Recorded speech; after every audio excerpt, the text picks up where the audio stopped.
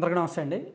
మాజీ మంత్రి వైఎస్ఆర్ కాంగ్రెస్ పార్టీలో ప్రస్తుతం రాజ్యసభ సభ్యుడిగా ఉన్న మోపిదేవి వెంకటరమణ గారు తెలుగుదేశం పార్టీలో జాయిన్ అవ్వబోతున్నారు అనేది ఒక టాక్ వస్తుంది.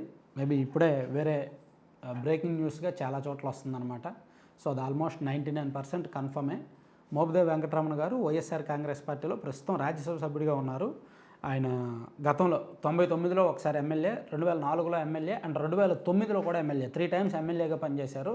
రాజశేఖర రెడ్డి గారి హయాంలో ఆయన మంత్రిగా కూడా పనిచేశారు. జగన్మోహన్ రెడ్డి గారికి సంబంధించిన అవినీతి సిబిఐ కేసుల్లో ఆయన కూడా ఇరుక్కొని కొన్నాళ్ళు జైలుకు వెళ్ళి వచ్చారనమాట.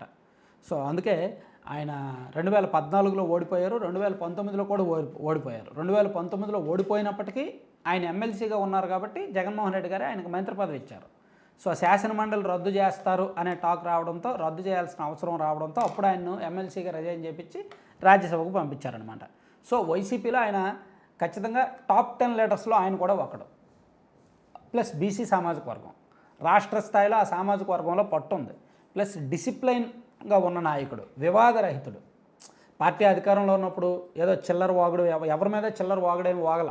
వేరే నాయకులు ఇప్పుడు కొడాలి నాని గారు, గుడివాడ అమర్నాథ్ గారు, వల్లభనేని వంశీ గారు, రోజా గారు, ఇలా ఆయన మోపిదేవి వెంకటరమణ గారు అలా ఏం వ్యవహరించాల. ఎవరితో కాంట్రవర్సీ లేదు, ఎవరితో పేచీలు లేవు, ఎవరి మీద అక్రమ కేసులు పెట్టారండి లేదు. కేవలం రాజకీయం మాత్రమే చేశాడు, రాజకీయ నాయకుడిగా మాత్రమే ఉన్నాడు. సో ప్లస్ ఆయనకు విస్తృతమైన పరిచయాలు కూడా ఉంది. ఆ బెల్ట్లో, ఆ తీర ప్రాంతం, ఆ కోస్టల్ బెల్ట్లో ఆయనకు మంచి నెట్వర్క్, మంచి పరిచయాలు, తన సామాజిక వర్గంలో మంచి పేరు కూడా ఉందన్నమాట. సో ఆయనకు 2024 ఎన్నికల్లో జగన్మోహన్ రెడ్డి గారు సీట్ ఇవ్వాల, గణేష్ గారికి ఇచ్చారు. దాదాపుగా 40,000 తేడాతో గణేష్ గారు ఓడిపోయారు. అప్పటి నుంచే వెంకటరమణ గారు అసంతృప్తిగా ఉన్నారు పార్టీ నాయకత్వం పట్ల. సో ఇంకా ఇది మేబీ రైట్ టైం అనుకున్నారేమో. టీడీపీ నుంచి కూడా ఆయనకు పిలుపు వచ్చినట్టుంది. అందులోకి టీడీపీకి కూడా రాజ్యసభ సభ్యుల అవసరం ఉంది కాబట్టి ఆయన పార్టీ మారుతున్నట్టుగా దాదాపుగా మనం కన్ఫర్మ్ చేసుకోవచ్చు అన్నమాట.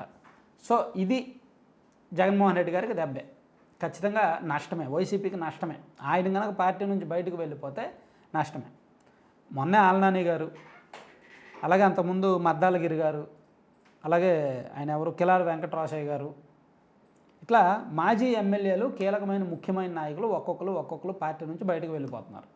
సో మిగిలిన వాళ్ళు కూడా ఎవరు మిగులుతారో, ఎవరు ఉంటారో, ఎవరు వెళ్ళిపోతారో కూడా డౌటే. కొంతమంది పెద్ద తలకాయలు కూడా, కొంతమంది ఇప్పుడు ధర్మాన ప్రసాదరావు గారు ఉన్నారు, సైలెంట్ అయిపోయారు. ఓడిపోయినప్పటి నుంచి సైలెంట్ అయిపోయారు. పార్టీలో కీలకమైన నాయకులు, సబ్జెక్ట్ ఉన్న నాయకులు ఒకటి బయటకు వెళ్ళిపోతున్నారు, లేదా సైలెంట్ అయిపోతున్నారు. ఎందుకు పనికిమాలిన వాగుడు వాగేవాళ్ళు, మీడియా ముందుకు వచ్చి ఊరికే ప్రత్యర్థుల్ని టార్గెట్ చేసే పనికిమాలిన స్క్రాప్ బ్యాచ్ మాత్రం ఉండిపోతుంది పార్టీలో. ఇది పార్టీ మనుగడకే కష్టం, పార్టీ నాయకత్వానికి కూడా ఇది అంత మంచిది కాదు. సో దీని పర్యవసానాలు ఎలా ఉంటాయనేది మళ్ళీ చూద్దాం. Thank you.